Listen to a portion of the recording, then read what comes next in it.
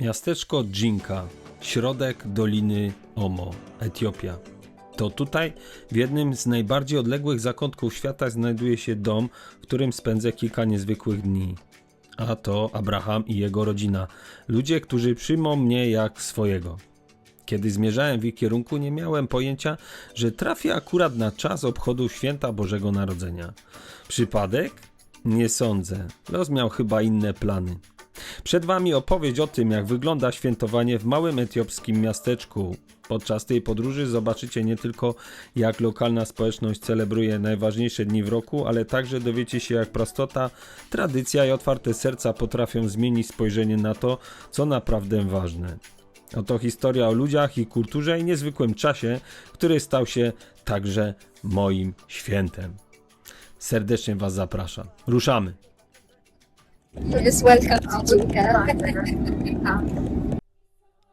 Abraham zaprasza mnie na nabożeństwo do lokalnego kościoła baptystów. Już z daleka słyszę rytmiczne dźwięki bębnów, śpiewy i oklaski. Kiedy podchodzimy bliżej, widzę ludzi ubranych w swoje najlepsze stroje. Odświętne, białe szaty, kolorowe sukienki i tradycyjne nakrycia głowy. Wszyscy wyglądają, jakby wybierali się na najważniejsze wydarzenie w roku. Wyraźnie czuć atmosferę pełną oczekiwania, radości i duchowego uniesienia.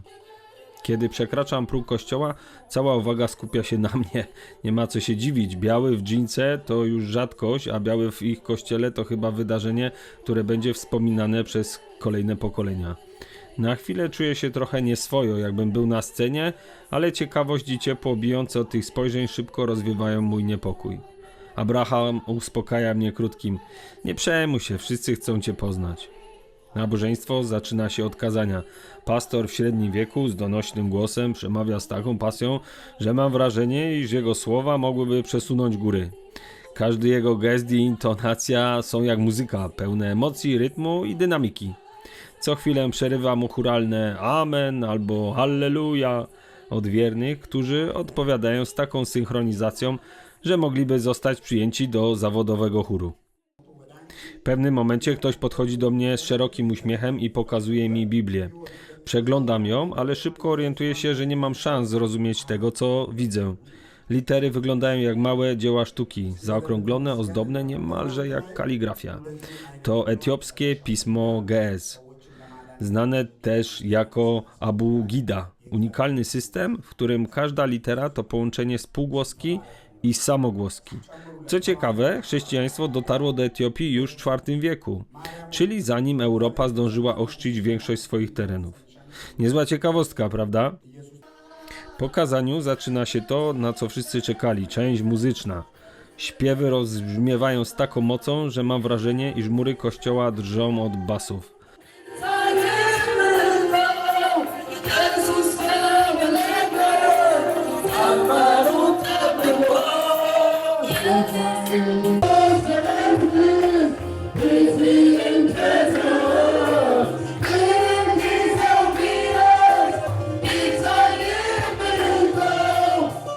To nie jest tylko nabożeństwo, to prawdziwe święto, eksplozja radości i wdzięczności za życie. Patrzę na dzieciaki, które stoją obok i obserwują mnie z szeroko otwartymi oczami. W ich spojrzeniu jest mieszanka ciekawości, ekscytacji i lekkiego zdziwienia, jakby chciały zapytać: dlaczego ty nie tańczysz? No to zaczynam się bujać w rytm muzyki po trochu, a one wybuchają lekkim śmiechem. Przynajmniej próbuję wpasować się w ich energię, choć czuję, że moje ruchy taneczne bardziej przypominają koordynację pijanego pingwina niż lokalnego wirtuoza parkietu.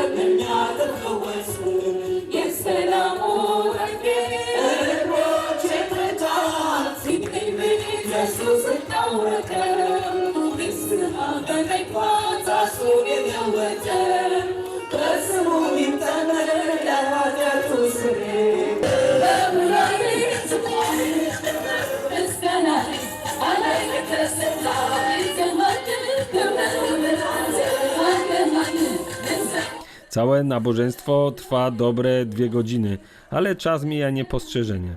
Wychodzę z kościoła z ogromnym uśmiechem na twarzy i poczuciem, że właśnie doświadczyłem czegoś, co trudno opisać słowami. Energia, autentyczność i duch wspólnoty tych ludzi są czymś, co pozostanie we mnie na długo. Na pierwszy rzut oka targ w Gince wygląda bardzo skromnie, niemalże surowo. Nie ma tutaj wielkich stoisk, neonów ani zgiełku typowego dla dużych miast. Jest za to prostota, rozłożone na ziemi worki z cebulą, owoce, warzywa, które wydają się być świeżo zerwane. Mimo tej skromności miejsce tętni życiem. Ludzie targują się o każdy grosz, bo tutaj każdy bir, czyli lokalna waluta, ma wielkie znaczenie. Tak wyglądają przedświąteczne zakupy. Zauważyłem, że wszyscy zatrzymują się przy stoiskach z cebulą, która wydaje się być królową tego miejsca. Jej widok jest wszechobecny. Wygląda na to, że to nieodzowny składnik świątecznych potraw. Może wydawać się to ubogie, zwłaszcza z perspektywy kogoś przyzwyczajonego do wypełnionych po brzegi marketów w Europie, ale tutaj cebula symbolizuje coś więcej. Tradycję, smak i przygotowania do czegoś wyjątkowego. Jest prosta, ale w tej prostocie tkwi pewien urok. Co ciekawe, na targu nie ma pośpiechu. Każdy ma czas, by porozmawiać, pośmiać się, czy nawet wymienić kilka plotek. Atmosfera jest życzliwa. Widać, że zakupy tutaj to nie tylko konieczność, ale i pretekst do spotkań. Przyglądam się, jak ludzie wracają do domów z siatkami pełnymi cebuli, czasem też z kilkoma dodatkowymi produktami, które udało im się kupić.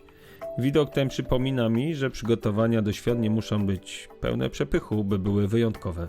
Czasem to właśnie te najprostsze rzeczy. Kilka cebul, odrobina przypraw i wspólne gotowanie budują magię świąt. Moje ujęcia z tego targu są nie tylko dokumentacją życia w Gince, ale także przypomnieniem, że prawdziwy sens świąt tkwi w ludziach, ich wspólnych przygotowaniach i radości z tego, co mają, a nie w ilości zakupionych rzeczy.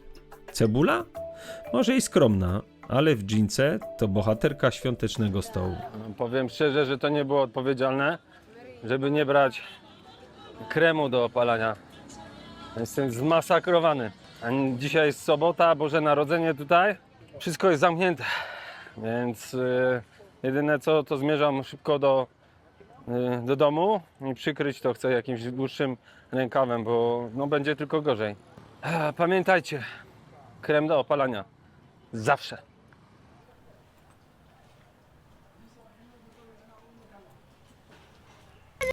Abraham rzuca mi propozycję. Wieczorem odwiedzimy moją dalszą rodzinę na święta. Myślę sobie, brzmi idealnie. Lokalna tradycja, domowe smaki i możliwość poznania nowych ludzi. Zgadzam się bez wahania, choć jeszcze nie wiem, że ta wyprawa stanie się jednym z najbardziej zapamiętanych momentów tej podróży. Wyruszamy o zmierzchu. Droga wiedzie przez pola, wioski i pastwiska. Co jakiś czas mijamy dzieci, które z zaciekawieniem podbiegają do nas. Zanim się orientuję, jedno z nich łapie mnie za rękę, a chwilę później dołączają kolejne. Maszerujemy razem, a ja czuję się trochę jak przewodnik kolonijny. One chichoczą, coś do mnie mówią w swoim języku, a ja odpowiadam prostym hello, hello i oczywiście szerokim uśmiechem.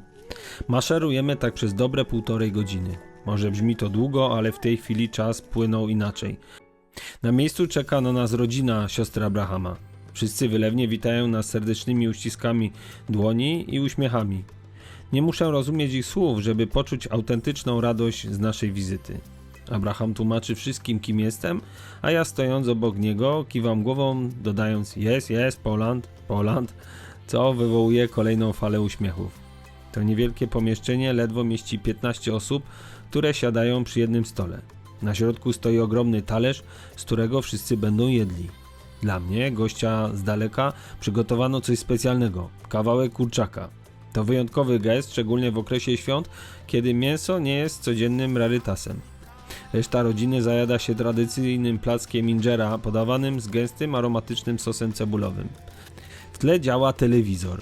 Oglądają go wszyscy, ale to co leci to nie popularne programy czy wiadomości, tylko kanały religijne. Mam wrażenie, że trafiłem na etiopską wersję Discovery Channel, tyle że o tematyce duchowej. Jezus jest tutaj absolutnym głównym bohaterem. Na ekranie pojawiają się rekonstrukcje biblijnych zdarzeń, kazania pastorów, a nawet etiopskie pieśni religijne. Nie muszę rozumieć słów, by poczuć, że w tym wszystkim chodzi o coś więcej niż tylko treść. To duchowe połączenie i wspólnota ludzi. Siedząc tam w tym skromnym, zatłoczonym pokoju, czuję coś niezwykłego. Prosta przestrzeń, prosty posiłek, proste gesty, a jednak ta chwila wypełnia mnie spokojem i poczuciem przynależności. W tej prostocie i bliskości jest coś, czego często brakuje w naszym zabieganym świecie. Ludzie tutaj cieszą się obecnością innych, dzielą się tym, co mają i pokazują, że prawdziwa wspólnota nie wymaga wielkich bogactw.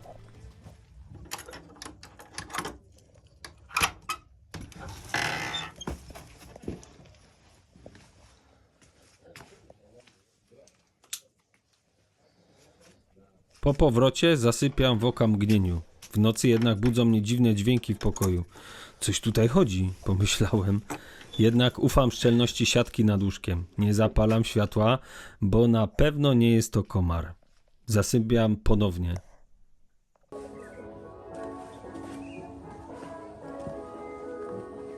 Good morning.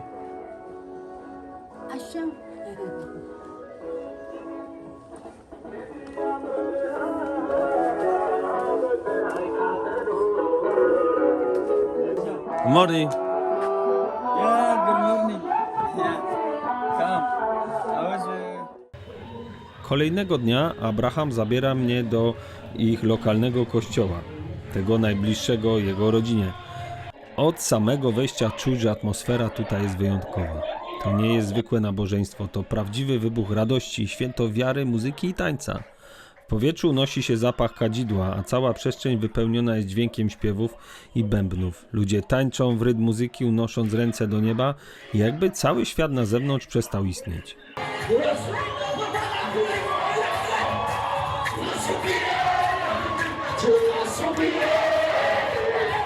Śpiewy są głośne, dynamiczne i hipnotyzujące. Nawet gdybyś miał serce z kamienia, nie sposób pozostać obojętnym. Widzę, jak starsze kobiety w tradycyjnych białych szatach kołyszą się delikatnie, a młodzież klaszcze i tańczy w bardziej żywiołowy sposób. Wszystko w idealnym rytmie, jakby byli częścią jednego organizmu.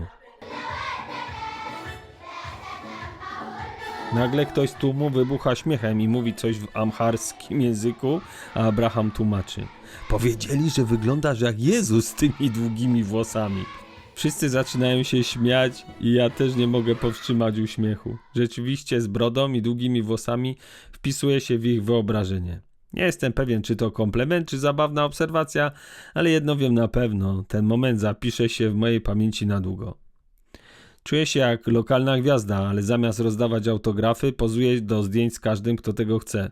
Ludzie ustawiają się, uśmiechają, a ja czuję, jak ich serdeczność i radość wypełniają cały kościół.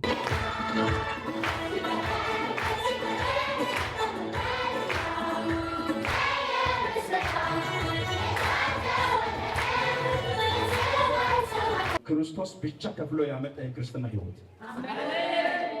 ለእኛ ለዚህ ለከበረው ህይወታችን ይሄን የክብር ህይወት ለማድረግ አመጣጡን አስቡ።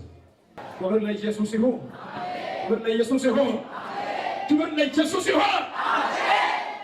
ለብርሃንነት ብርሃን ልንሆን ተጠርተናል። ያ ማለት የጨለመው ኃይላት ማንችለን አይነት ህይወት በክርስቶስ ተሰጥቶናል ማለት ነው። Nabożeństwo trwa dobre kilka godzin, ale czas płynie niezauważenie. Muzyka, tańce i śpiewy tworzą atmosferę, która zdaje się łączyć wszystkich obecnych w jedno. Wychodząc z kościoła czuję, że właśnie przeżyłem coś, czego nie da się opisać słowami. Trzeba to zobaczyć, poczuć, przeżyć. W mojej nowej koszuli z uśmiechem na twarzy ruszam z Abrahamem dalej, bogatszy o kolejne niezapomniane doświadczenie. Właśnie wyszedłem z kościoła protestanckiego, słuchajcie. Powiem wam taką sprawę, że to miasteczko jest niesamowite. Jest tu około 30 000 mieszkańców. Z okolicami mieszka 300 000. jest tu wiele różnych kościołów.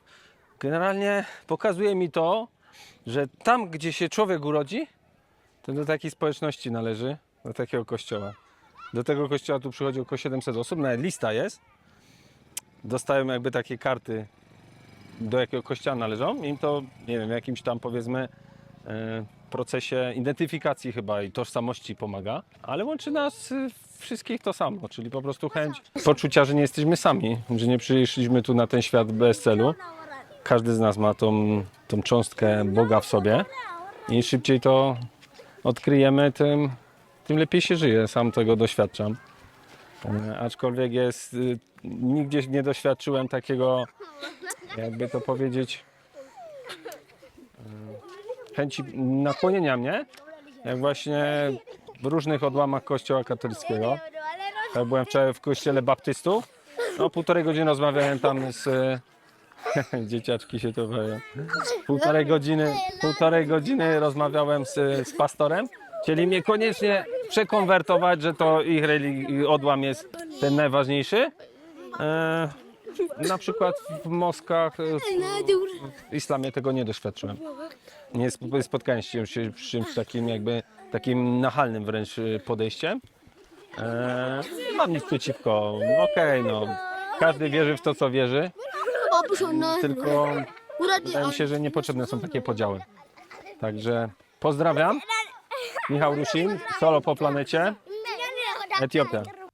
Wieczorem Abraham i jego znajomi proponują mi, żebyśmy poszli na dyskotekę. Przez chwilę się zastanawiam, aby po chwili stwierdzić, a co mi tam, jedziemy. Więc skakujemy do tuk-tuka i ruszamy. Szczerze mówiąc, jestem ciekawy, co mnie tam czeka. Czy to będzie coś w stylu małego wielkiego klubu, czy raczej lokalne centrum rozrywki. Na miejscu okazuje się, że lokal mieści się w niewielkim, choć skromnym budynku na obrzeżach miasteczka. Z zewnątrz nie wygląda szczególnie zachęcająco, ale już przy wejściu czuć atmosferę imprezy. Basy dudnią, ludzie stoją w grupkach, rozmawiają, śmieją się. Wchodzimy do środka, a tam tłok, hałas, energia, którą można by kroić nożem. Muzyka to mieszanka tradycyjnych afrykańskich rytmów z nowoczesnymi popowymi hitami, a ludzie tańczą z taką pasją, jakby nie mieli żadnych trosk. Każdy ruch jest pełen ekspresji, od tańca młodych chłopaków po spokojniejsze kołysanie się trochę starszych uczestników imprezy. Powietrze jest gęste od zapachu potu, tanich perfum i radości. Jestem jedynym białym w tym miejscu, co od razu czyni mnie lokalną sensacją.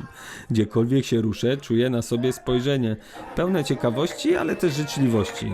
W pewnym momencie zaczyna się istna parada ludzi.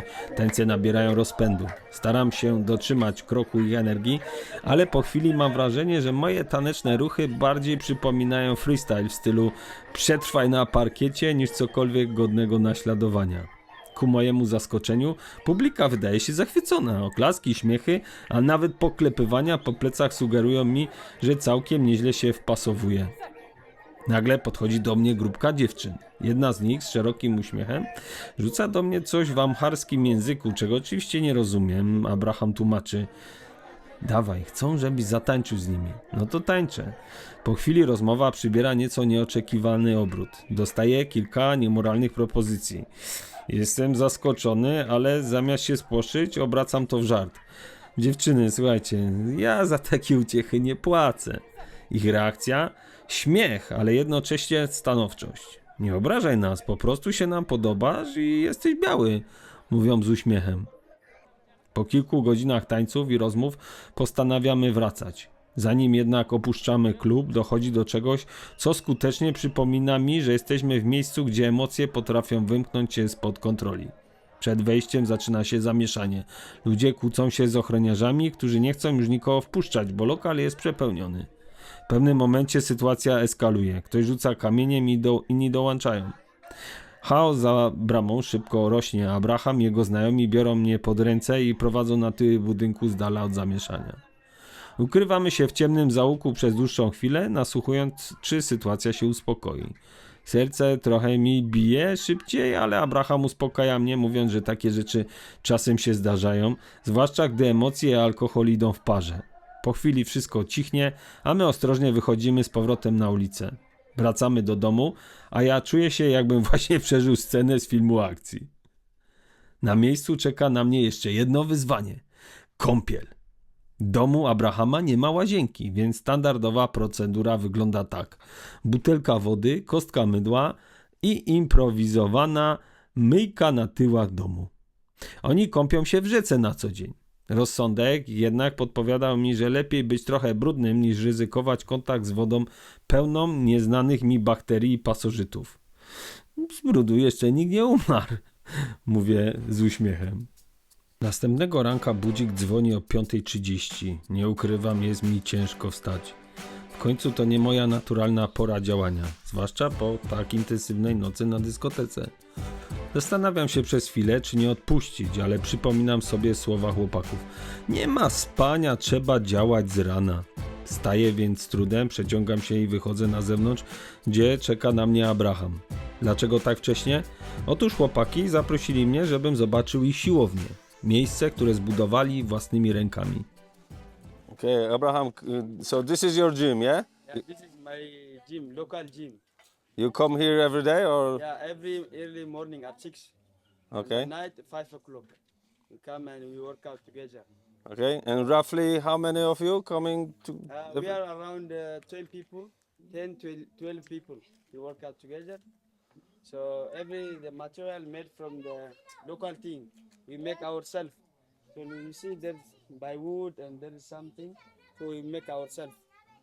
That's very encouraging, you know. So Yeah, it shows that if you want, you can do anything. yeah, of course we can do. Yeah, we can. Thank you for showing me this, over here. This, as I said, it's something special. Yeah, you're welcome. Spotykają się tam codziennie o 6 rano bez względu na pogodę czy nastrój. Dla nich to nie tylko miejsce do ćwiczenia, ale też przestrzeń, gdzie mogą się spotkać, pogadać i wspierać nawzajem. Wcześniej snułem w głowie obrazy tego, co zobaczę. Myślałem sobie, pewnie kilka handli, może jakaś prowizoryczna ławeczka. I jakże się myliłem. Ich siłownia to prawdziwe dzieło sztuki i przykład ludzkiej kreatywności w najczystszej formie. Na pierwszy rzut oka wygląda jak plac budowy. Worki z gruzem, stare metalowe pręty, deski, cegły, betonowe odlewy. Ale kiedy przyglądam się bliżej, widzę, że każdy element został przemyślany i wykorzystany. Są hantle zrobione z betonu, sztangi z metalowych rur, a nawet ławki z drewnianych desek. Wszystko to tak wygląda, jakby miało się zaraz rozsypać, ale działa. I zobaczcie jak. Chłopaki podchodzą do treningu z niesamowitą pasją. Ćwiczą z taką determinacją, jakby szykowali się co najmniej do olimpiady.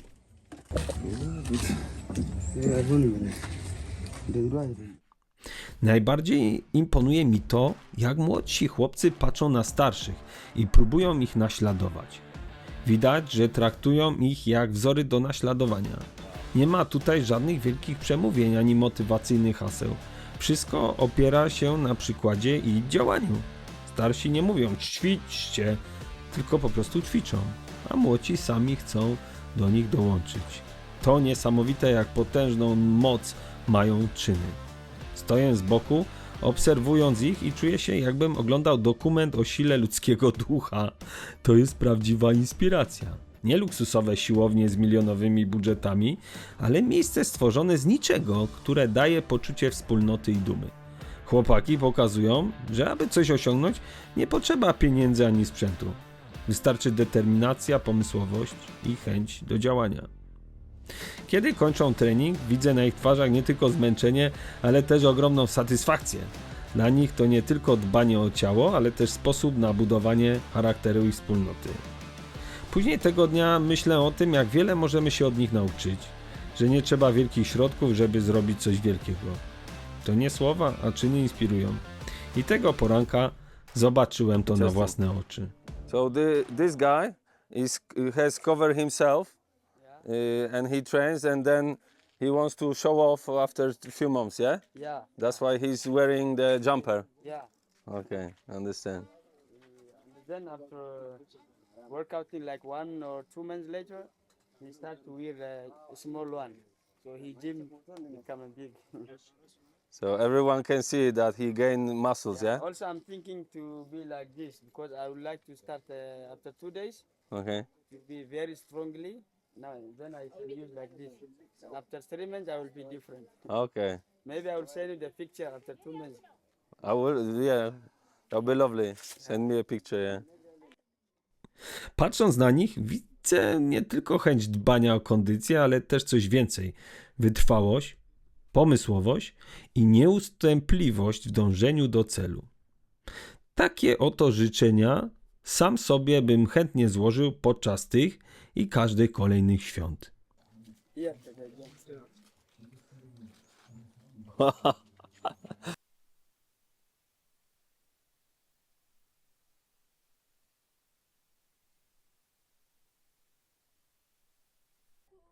I przyszedł czas rozstania. Abraham, jego rodzina zgromadzili się przed domem, by mnie pożegnać. Mój ostatni dzień niestety tutaj dobiega końca. Mówię niestety, bo ta wspaniała rodzina Abrahama przyjęła mnie normalnie z otwartym sercem i pełni serdeczności. Spałem tutaj u nich 4 noce, byłem w kilku plemionach. Gościli mnie no, jak króla, po prostu dali najlepsze łoże, jedzenie, coś niesamowitego, więc bardzo, bardzo będę za nimi tęsknił. So, thank you very much for your hospitality. You will always be in my heart. okay, thank you. You want to say also thank you. Thank you so much. Namaste genalo. Nie ma wielkich słów, nie potrzeba ich. Czuję, że te chwile są szczere do granic. Ludzie, których znałem zaledwie kilka dni, stali się dla mnie jak druga rodzina. Abraham obejmuje mnie na pożegnanie i mówi: zawsze będziesz tu mile widziany, to twój drugi dom. Te słowa trafiają prosto w serce. Odpowiadam, że to ja jestem wdzięczny za wszystko, za ich gościnność, życzliwość i za to, że pozwolili mi stać się częścią ich codzienności, choćby na chwilę. All the best. Be in touch. I will send all the pictures to Abraham. So I miss you, guy. Take care. The best for your family. Ich uśmiechy zostają ze mną na długo, jak zdjęcie w pamięci, którego nie potrzebuję zapisywać na karcie pamięci. My daughter asked me last night, have you tried the fresh mango from the tree? And there I have it. The next day. Pożegnałem się z Abrahamem i jego ziomkami. Wyprowadzili mnie na przystanek autobusowy. Niestety wszystkie autobusy typu Ogórek zostały już wyprzedane i odjechały. Jest godzina 10 rano, więc dosyć szybko. Jedyny środek transportu, jaki mi znaleźli, to jest taki mikrobus. Około 15 osób. I tu w środku jest nas 2, 4, 6, 7 osób. Jedyny z tego, co wydedukowałem, to czekamy, aż się napełni. Cieszę się, że siedzę przy otwartym oknie. Powiem tyle, bo jest bardzo, bardzo ciepło. Moi drodzy, bardzo serdecznie Wam dziękuję, że byliście ze mną podczas tego odcinka. Na koniec dodam, że jeżeli podoba się Wam, co robię, to weźcie pod uwagę ewentualne wsparcie mnie na patronite.pl lub tutaj bezpośrednio na YouTubie jest zakładka Wesprzyj, zaraz przy ikonie mojego kanału. Oczywiście będę wdzięczny za wszelkie komentarze, łapki w górę, subskrypcje, ale też polecenie znajomym moich filmów. Bardzo mi to pomaga, zwłaszcza na początku. Wielkie dziękuję i do zobaczenia w następnym odcinku. Cześć!